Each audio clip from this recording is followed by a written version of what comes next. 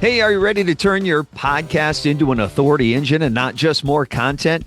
Well, welcome to Influential Voices of Authority. This is the podcast for coaches, consultants, and experts who are ready to stop being the best-kept secret in their niche and move into that position of being the sought-after go-to authority.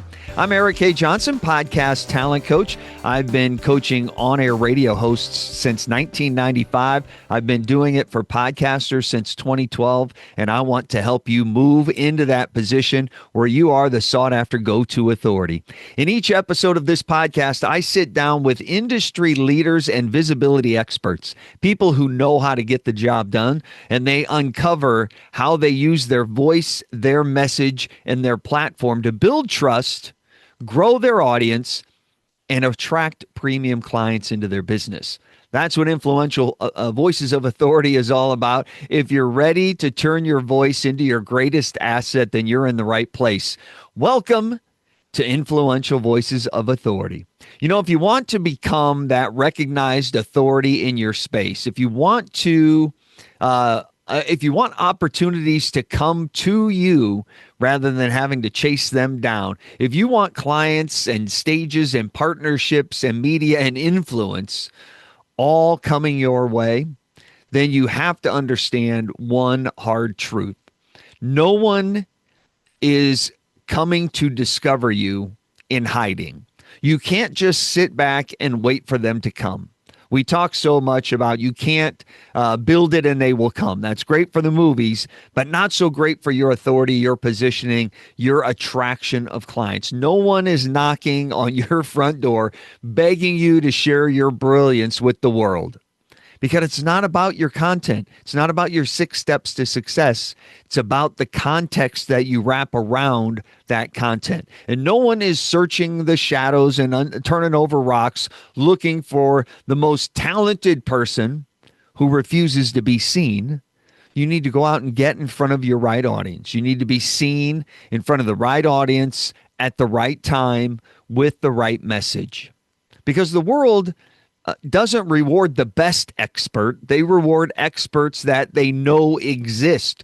You could be the best at what you do, but if nobody knows about you, then they're not going to find you. They're not going to come into your world. And that's one of the hardest truths for brilliant experts like you to accept. And I completely get it. There are so many incredibly talented experts out there, and they all believe, well, if I'm good enough, people will notice. Or if I work hard enough, opportunities are going to come my way.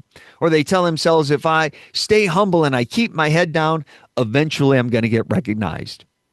Fortunately, that's not how authority works. Authority is not something that is bestowed upon you.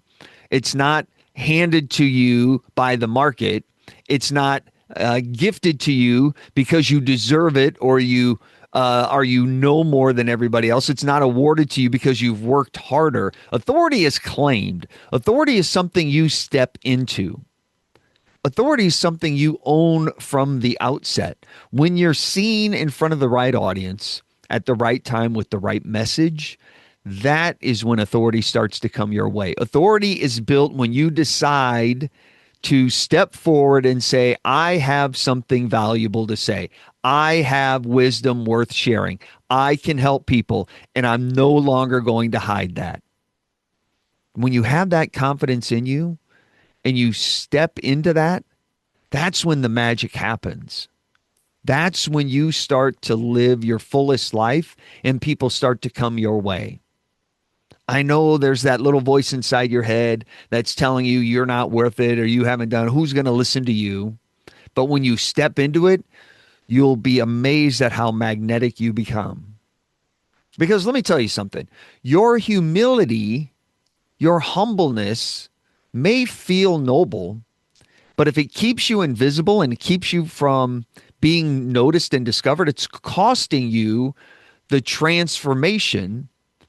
It's costing you the opportunity to provide others that transformation. It's costing people the transformation that you were meant to provide to them. When you hide and you don't offer them a solution, you're doing them a disservice. So many experts come to me and they struggle making the sale. They struggle making the offer. I don't want to feel pushy. I don't want to feel like I'm twisting their arm trying to make them buy.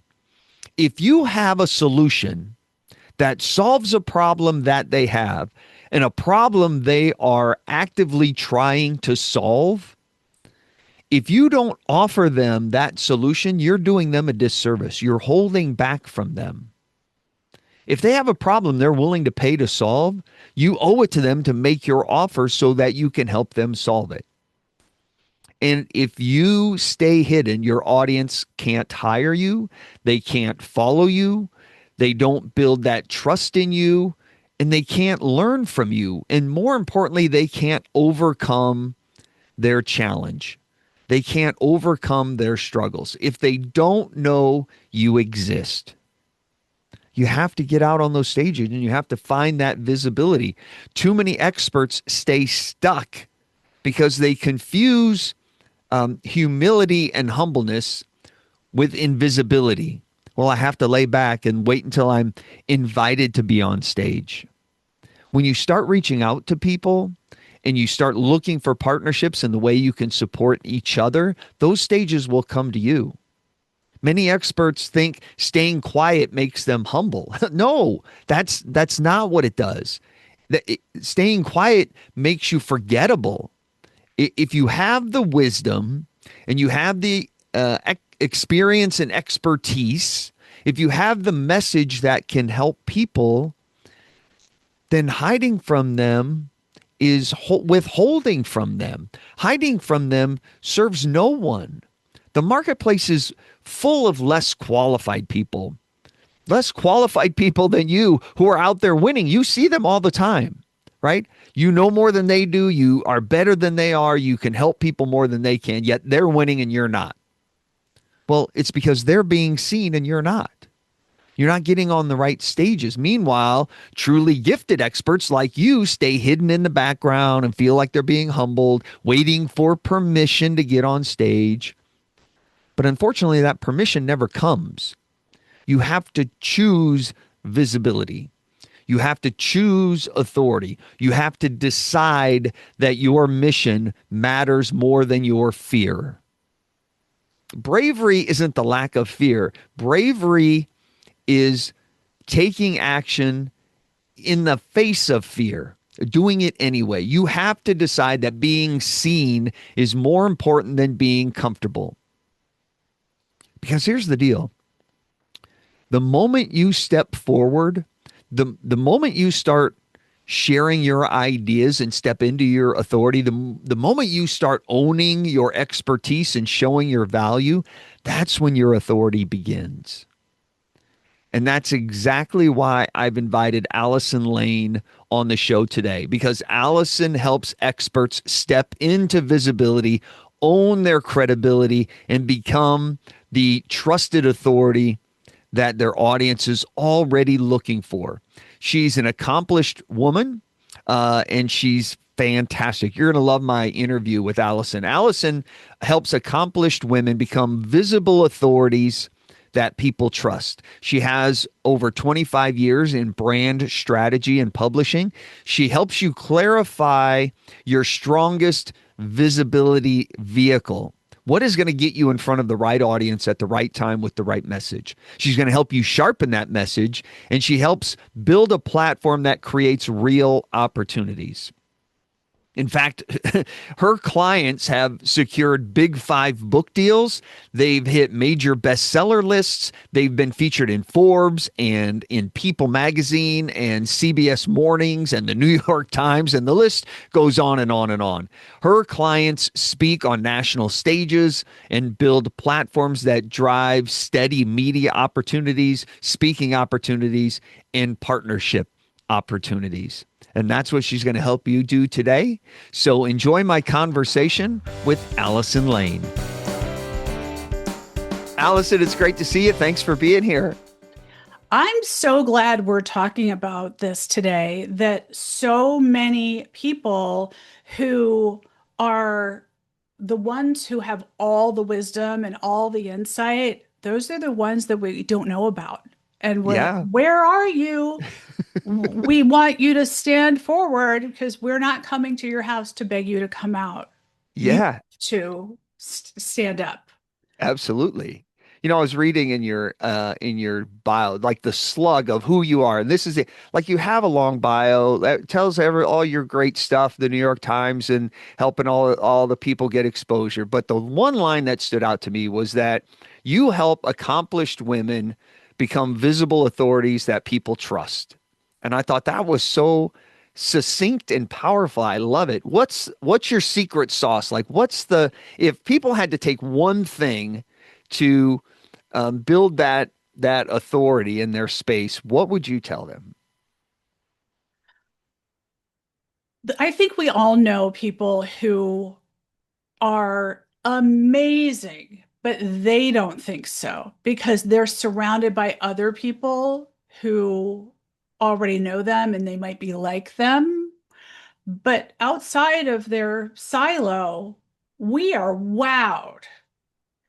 And those people need to get out more because everywhere you're going, you're creating content gold.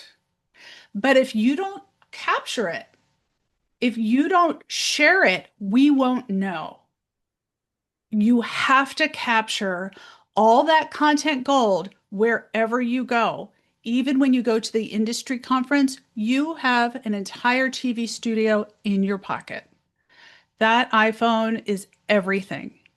And the photos, the videos, the transcript, you can speak into it.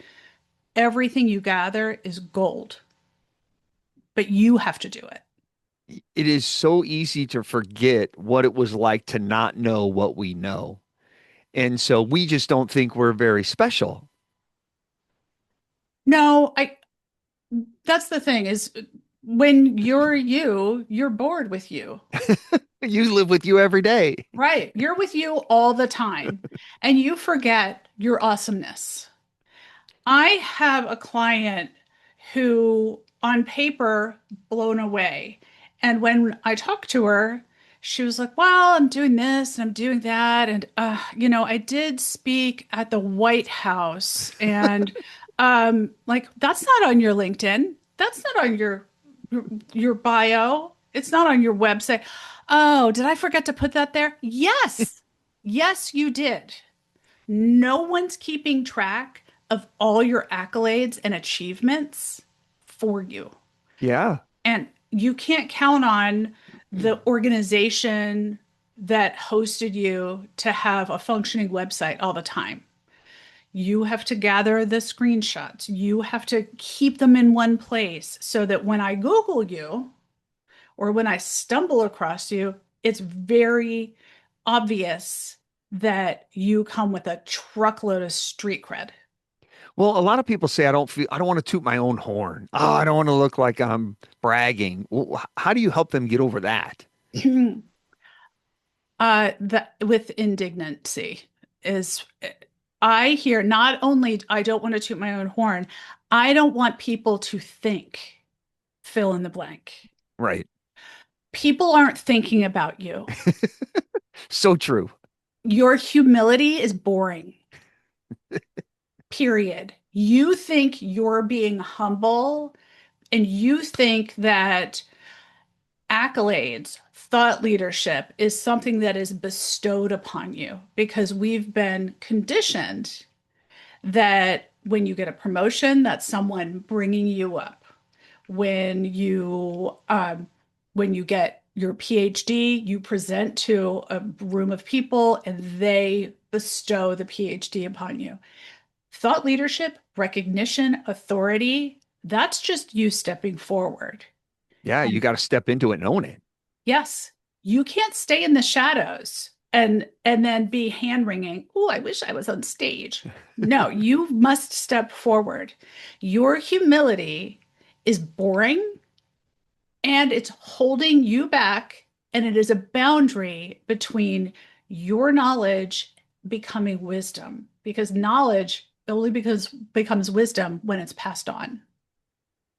So how That's dare you? amazing. Yeah, right. you have an amazing podcast and you've kind of stepped into that on there. It's top rated, right? A top rated podcast called The Author's Edge, which you tell people about and you step into that and you own it. But tell me, let's go back to the beginning. Tell me about the day you launched your podcast and what was going through you emotionally. The day I launched my podcast was also the day I closed my Facebook group. During COVID, everyone was on Facebook connecting for the first time, learning how to use Zoom. I was a corporate muckety muck, so I would lived on Zoom. And but when I realized everyone was going back to their lives and they were not on Facebook anymore, I thought, well, I'm doing free weekly webinars for this Facebook group because people don't know anything about marketing themselves. What should I put on my website? I want to hire someone to do my logo. P.S. You don't need to hire anyone to do your logo. That's what Canva is for, and Canva is free. And the money that people wanted to spend just to have answers. So I was doing it anyway. And for 2 years, one of my clients was saying, you really should have a podcast. Really should start this podcast. I was a technophobe. I was afraid. And she's the one who finally said, what is happening? It's a Tuesday. You could have this up by tomorrow. And I said, it's like my brain shuts down when I think about all the technology I have to learn. And she said, nope. And she shared her screen and she showed me what to do. And at the end of the week, I had 5 episodes ready to go. That is amazing. When your client is telling you you should do something, you should probably listen. Well, much like when people say, if I can do it, anybody can do it. Right. This now author had started a podcast because she learned she had ADHD after her son was diagnosed. Oh, wow. So she wanted to learn what the heck is ADHD? I've always been a high achiever. I wasn't a dreamer. I move around. People can't keep up with me. I'm an entrepreneur. So she learned about it, started a podcast because she thought, well, I'm going to share what I know.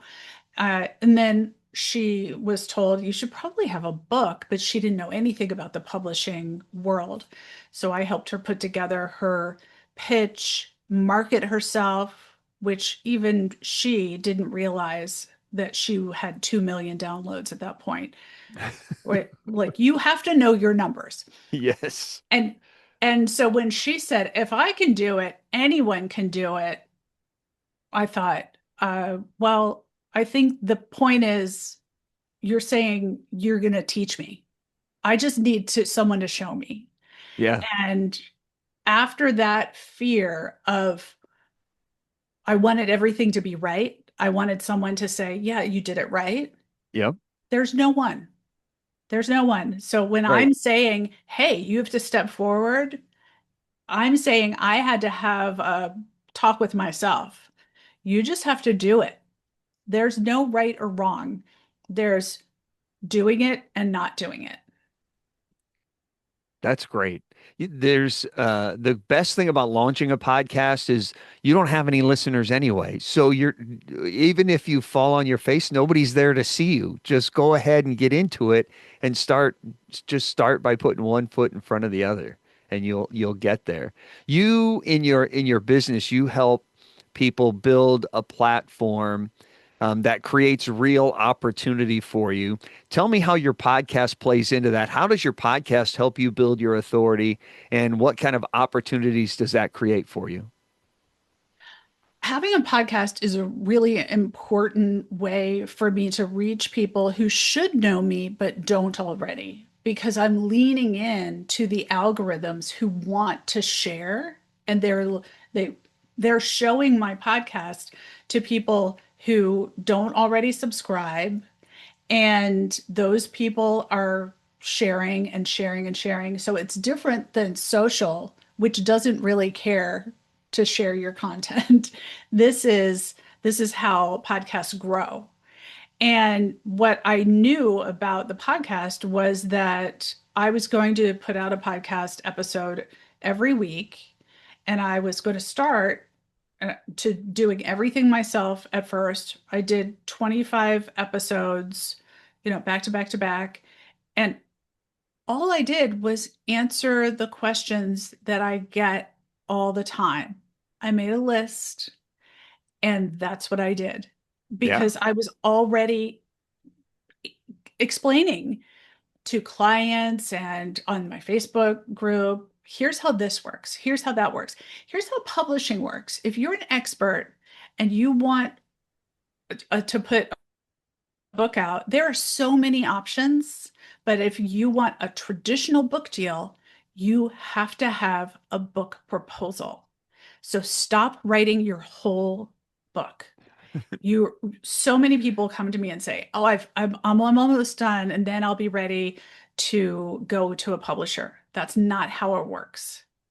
They won't even accept your book, even if you write it. They don't want it. They want a business plan for your book, and it's 40 pages instead of 300 pages. So awesome. It's almost like sell it before you build it. You True. build the plan, you sell the plan to the publisher, and when they buy the plan, then you go write the book.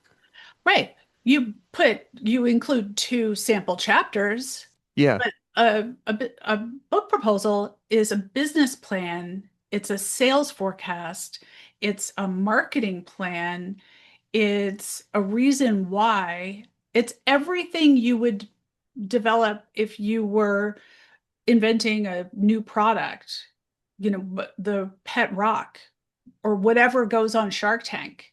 They all have a business plan right. in a proposal. This just happens to be for a book.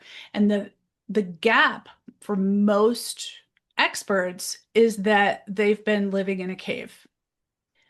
They are not discoverable. If you Google them, their white papers come up. And that is the gap that you have to fill before you go and pitch yourself to speak at a conference that's for general market.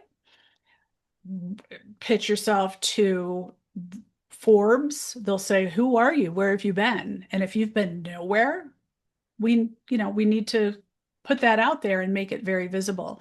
Same thing with publishers. They want to know, "Who are you? Where have you been?" You have to put that in there. And that's the key to number one, getting any kind of book deal. But even if you don't get a traditional book deal, even if you go with a hybrid publisher, which they're very reputable and I highly recommend many of them, they are going to turn to you and say, "How are you going to market this book?" That's what Simon and Schuster says. They're not saying, "Here's how we're going to market the book." They don't Right. do that. They say, "How are you planning to sell this book?" Because it is your job.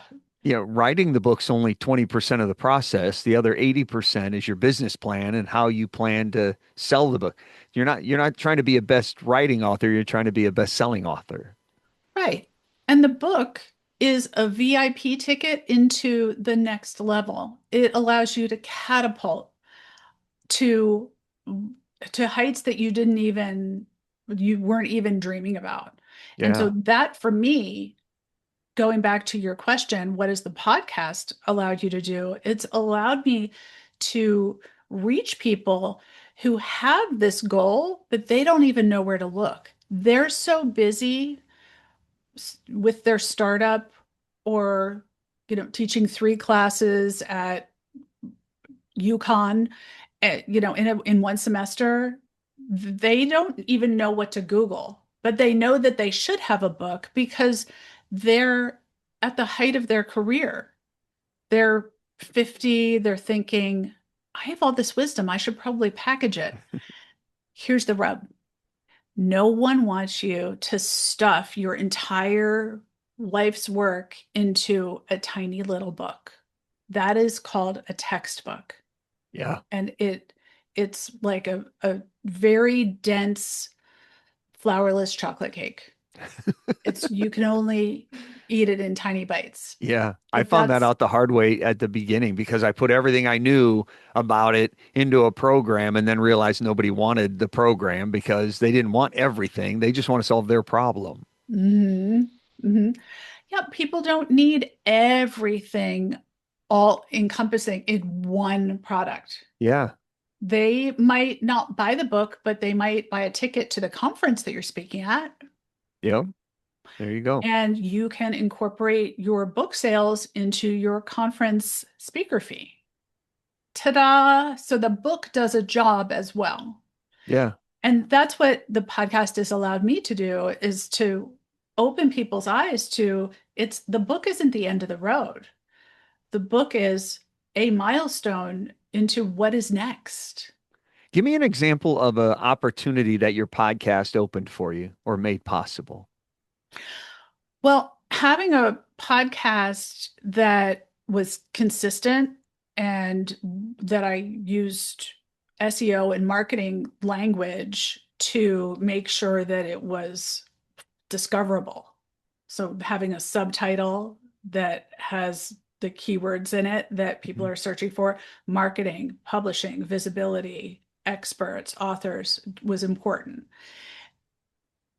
And I am getting pitched by people that I have not sought out who have huge audiences. So Huge. you have Even clients coming to you rather than you having to chase them down. I'm not even talking about, yes, clients, for sure, clients. Uh, I've been to even today, I had a woman I've never worked with who said, I have listened to every one of your podcasts. I'm a little starstruck. that is amazing. And I have Best a feeling book ever. coming out, and I we got to talking, and I said, "Oh, I've got to go pick up my daughter." She said, I know you're going to record something on the way there because you always talk about it." And I said, "Well, that is true. I am going to do that." She said, "I know. I told you I listen because as a parent, I'm using every little slice of moments of time." Yeah.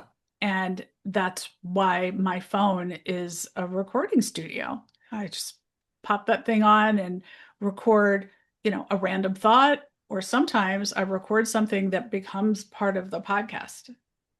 And I'll be working with her to launch her book. So your podcast has brought in big time, big names, people that you couldn't imagine have come in the door. Right. Big names, big multi best-selling authors who thought, oh, I just can't do it all by myself again.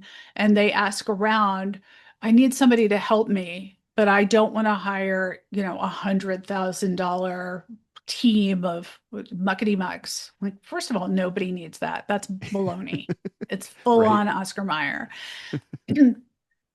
And there's no one like me in publishing and marketing because I led PR and marketing at Unilever. So I know how, and Pepsi and Burt's Bees. I know how to do everything. But most people in publishing were an editor or a copywriter. Their role was very specialized. Okay. But since I'm older than dirt, I've had all those roles, and then I was the leader. So I build your website, I write your emails, I make sure that the promotional material that we give to your endorsers is right and written in their voice because nobody likes getting a request email saying, "Hey, I'd love for you to write a blurb for my book," and with just a blank space of like, go ahead and write the blurb. No, nobody likes that. It feels like homework. So how do we know, how do we decide what we're known for before we send a pitch or if we post something or if we publish something? How do we figure that out? How do we determine what our blurb should be, what we're known for there? When you are deciding what you're known for, it starts with who do you help and what do they say they need? Your audience gets to tell you what those words are. So if you're using jargony jargon, if you have ever used the word multidisciplinary, that's the wrong word Okay. because that's not something that someone who has a problem would say. I'm looking for a multidisciplinary osteopath. What is no, Right. those are SAT words. That's not how people complain. So Right. start with what do people complain about? What is their problem or their challenge? And reverse engineer that to the positive. And you can chuck whatever your role title is. We don't care if your role is VP or tenured professor or lawyer. I don't know if you're a mob lawyer or you're defending the environment. So when you Lawyer say means flip, nothing. when you say flip the pain, so if they say I have the pain that I'm doing this, you flip it and you say I help people get the opposite. Right. I help people do fill in the blank. I help Okay, people get healthy. I got it. feel sluggish and not myself. I help people get healthy so they can find joy that they used to have and they wish they had today. Okay. Gosh, that sounds amazing. I would love that. But you got to use their terms and their And you have to voice. just listen to what they're telling you, listen to what they're saying, watch what they're posting, what are they complaining about, what are the problems they're facing. And I want to point out something that you say too is you can't then say by doing this 7 point step Yes. process the like god it's too much Yeah. too No, much nobody wants the recipe. They want the cake. exactly that is a lot of information. Yeah. No one goes to a restaurant and says I understand the pork chops are braised in a brine that like we want the experience. Yes. So And so much we don't so. need to know all the ways that you do your magic, Yeah. which is very different. I say nobody wants the puffed rice on the side of the box. They want the snap crackle pop on the front. Oh my gosh, that's a good one. What a That's mic drop moment that is. yeah, it's like stop teaching your 6 steps to success and make them want to be around you.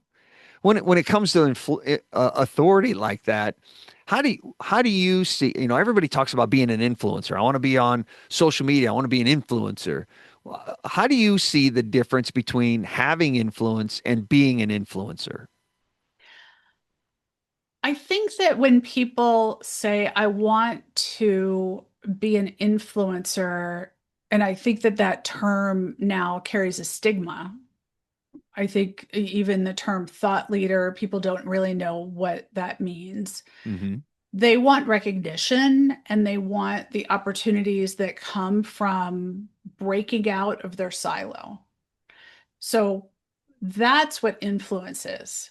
It's are you on are you speaking at a conference and on a panel with a bunch of people who do the same thing you do? Because then that's you're staying in your silo. But if you are on a stage and you're a psychologist and the another person is a restaurateur creating experiences that bring families together and you bring families together, boy, you've broken out. That's what we want. That's what influence is. And then when you get there, you better have something memorable to say because it's not a surprise that you're there. Yeah. No one kidnapped you and said, surprise, now it's pop quiz. The interview or your appearance is no place for ad libbing. You must be prepared to not only say something that's highly memorable, quotable, repeatable, but then you have to stop afterwards so people can really take it in. Great. I love it. I love being able to be on stage in front of an audience that doesn't expect you and you make them say, "Oh wow." Like I didn't look at it in through that lens and you give them a whole new perspective of what you do and how you do it. And I think if you can do that and you get people interested in you as a person, you can move a room. and you can move a room to action, which is incredibly powerful. As you're walking your clients through becoming those visible authorities of trust, what's the uh, what's the most unique way you've seen somebody get in front of their ideal clients and create that audience and that trust? Recently, Dr. Deborah Miller was launching her book, which is Forget the Fairy Tale. It's how to become your own hero, is her thesis, and it's a memoir. And she has a marketing background, and everyone wants to do a launch at a bookstore, but their bookstores don't have a lot of space. She did her book launch at a brewery during happy hour, and she gave away books so long as someone bought a beer. And she positioned it as a fundraiser for the daycare that her grandchildren go to that would happen to be across the street. Now, what she did was she went where the people are. She went where people are who didn't know her but should, because she is very impressive and teaches at the university there. She's in Seattle and speaks internationally. But she picks and chooses where she goes, and but she involved the community in two different ways and built a partnership with a venue that had hundreds of people in it instead of 14. Yeah, right. Very, very smart. And she and I worked on that what was she going to do? How was it going to be different? And how was she going to make it easy on herself? Because marketing should be fun. Oh, right. Yeah. This And shouldn't, creative, nothing you're right? doing should feel like toiling and like a 15th job. This Everybody should be expects a enjoyable. book launch to be at a bookstore, right? How is that going to create anybody talking about it? How is you're going to have to work really hard to create an oh wow moment out of that situation. But you do a book launch for a daycare at a brewery, now all of a sudden you have people talking. Right. And your book launch is just one day.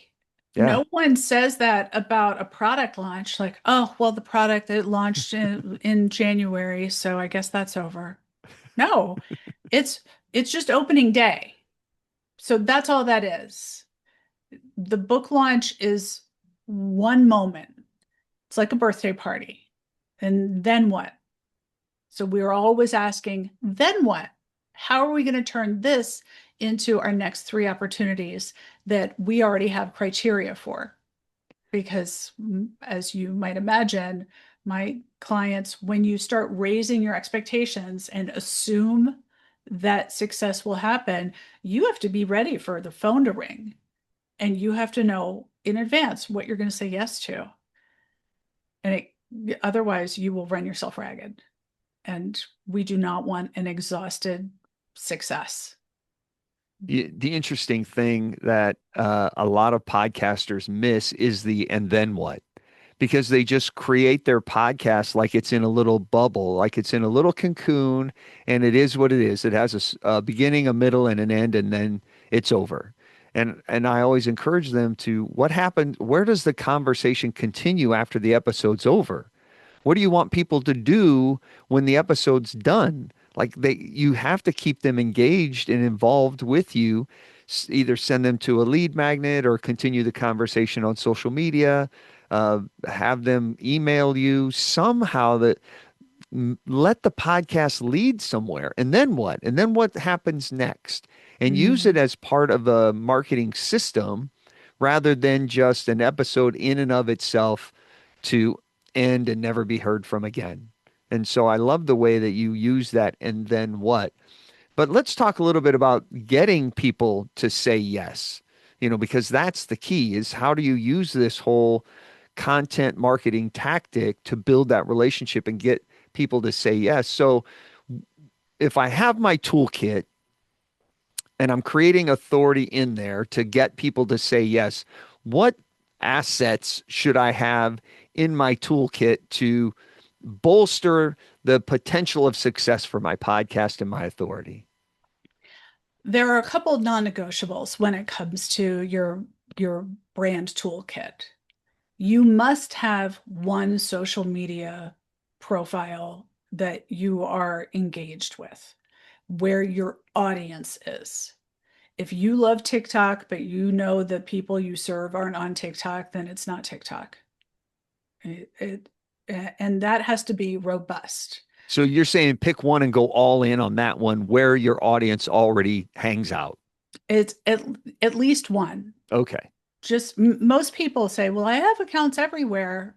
That's great, but you're going to focus on one. If you're not playing everywhere, everywhere doesn't do you any good. Yeah, no, not really. Yeah.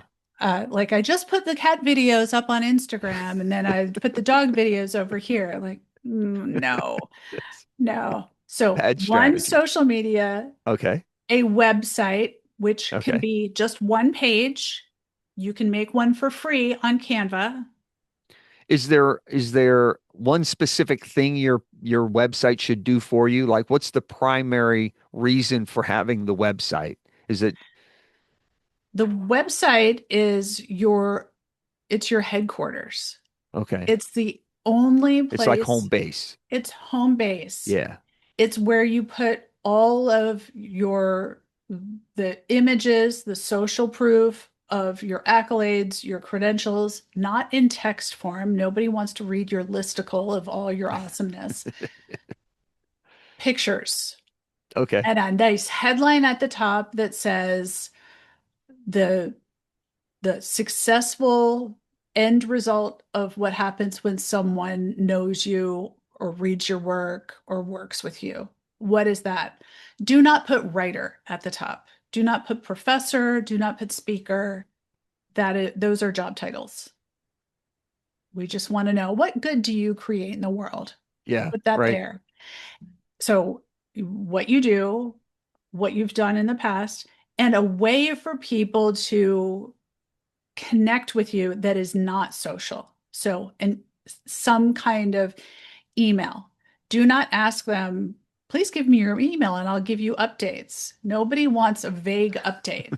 They want to know what Yeah. they're going to get. Nobody's hoping they get more spam in their email inbox. Right. It Just what I people need, do another think newsletter. like sign up for my email. It's like, ooh, that sounds like No. sign up for spam. Yeah, no thanks. I'll tell you, there's there's a store that I have never shopped at and I have never purchased anything there, even not even online, but I signed up to get their catalog.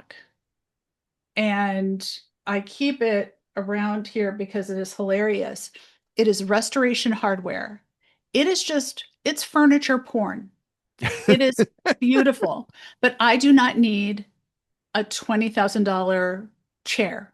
Yeah. I You don't, don't, I, right. but it is gorgeous. It is heavy. It must cost them a fortune.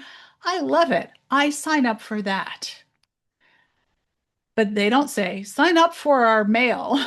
Right. Yes. They really tell you what's going to be in there. So you got to tell people what am I going to get? Are you going to send me a mantra every day? That might be nice. If you have funny cat videos, I will sign up for that all day long. But make it easy on yourself. And of course, it doesn't have to be every day, but enough that I'm not going to forget your name. So once a month is not enough. Once a So they week, have they have social, they have their website. What else do they need in that media that toolkit, that branding toolkit? they need a marketing bio, Okay. some way that's not your CV, but that puts your one liner at the top because we definitely want to know the most important thing about you, written like a newspaper article. Headline at the top, the inverted pyramid, the most important statement goes at the top because Yeah. if that's all they have time for, we want them to walk away with the one thing. And at least one good photo of you. and you don't have to have a photographer. You can take a great photo with your phone, Okay. just not in direct sun. Right. Yeah. So it's not Okay. hard, it's not expensive, it's deliberate, and you have to put blinders on so that you don't say, well, but my friend Sally is doing this other thing. I don't care about Sally. Yeah. She's taking her advice from a debut author who's never done this before. Yeah. I think it's great that her friend is making her own bookmarks. No one cares about your bookmark. How long should that bio be? The bios that you will end up using, the longest one will be 1 page. You Okay. will end up with 8 versions of your bio. Oh, really? That's not Okay. hyperbole, it is 8. If you'd like me to list them, I shall. Give me a link to them and I'll include that in the show notes and they can Okay. dive deep into that. I want to make sure we get through our branding toolkit. So Yeah. Yeah. we Yeah. have our social, we have our website, we have our bio. What else are we looking for? Those are the fundamentals. Those are the Okay. must-haves. Those You are gotta those have those. unbreakable. You got to have those three. Gotta have those. And then I would love you to have an idea of where you want to end up. Your roadmap starts with where you are now and where you want to end up. Otherwise, you might be driving forever. Right. And so we need that vision of that end result. Otherwise, you don't have time to be driving around. So when we keep our eye on the prize, the distance to get there becomes so much shorter, so much easier, Yeah. and very, very possible. A lot easier to hit a target you can see. Yes, I love that. Yeah. Very good. Um, you had, oh, did, I was just going to ask, what do you like people to have for their, fundamentals in their toolkit? when you're building authority, um, I like you to have a well-defined personal brand that you're trying to step into. Mm, So know what you stand for and know what you stand against. hmm Because when you can lean into that, that's what will separate you from everybody else. When you have defined the characteristics of your persona that make you uniquely who you are, you can use that as a filter for your content. So you can step into that. Doesn't matter what you're talking about, it goes through that filter, and then you become the true, authentic you each and every time.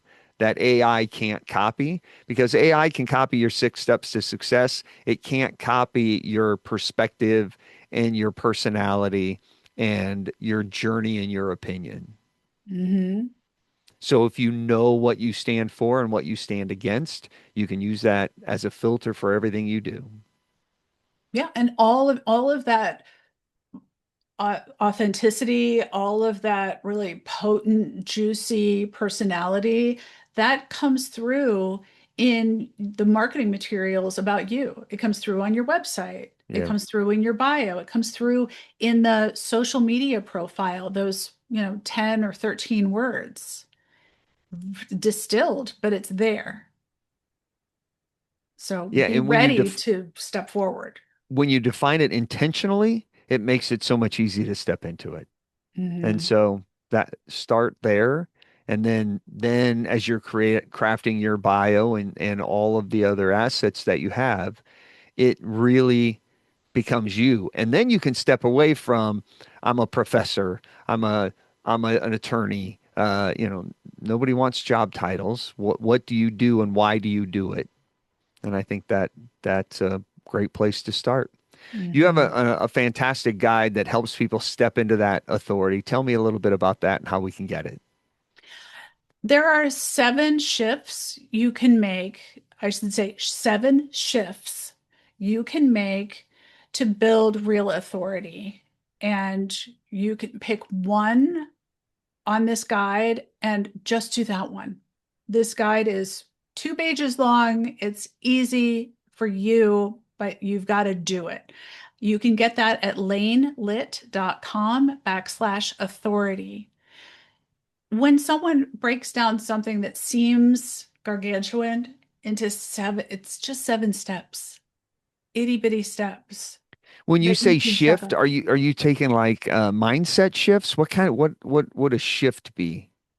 A shift could be an audit, it could be a mindset, it could be a roadmap, but developing a new picture for what success looks like, getting rid of some old material, whether it's old stories that you're holding Okay. on So to, so shift or your meaning, just do something a little different. There's yeah, 7 things you could do differently that will make a big difference in your journey.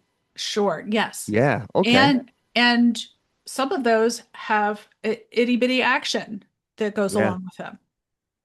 Take first of all, take note of what is out there that's being said about you. The quickest way to do that is to Google yourself. Google yourself. Yes, Absolutely. it'll take 3 seconds.